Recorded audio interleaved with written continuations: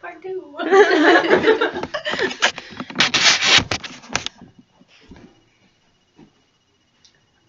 All of us require evidence to know what we believe. We all choose to believe something if we have seen it in our own lives. Today, I'm going to tell you 3 stories about things I believe in. The number one thing I believe in is that God has a purpose for our lives, even through the hard times. Through these 3 stories, you'll see how I've learned to believe that. My first story was when I was in 5th grade. I accepted Christ and became a very strong believer. However, a few months later, I began doubting everything. And for 5 years, I sat in my house with anxiety and not understanding Christianity, doubting everything I believed. I didn't understand why God was putting me through this. At the same time, I was going through a time where I didn't have many friends and I was struggling in school. However, after those 5 years happened, God radically showed himself to me, and I became an even stronger Christian than I would have ever been able to without that experience. My second story is how I found Asbury.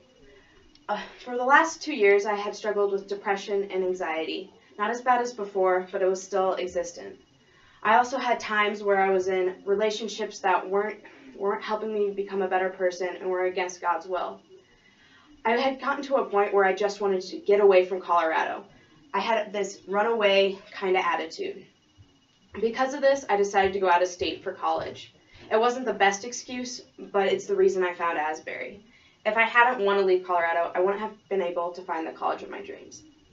My third situation has been this past month, actually. I've had hip surgery, which has taken me out of sports.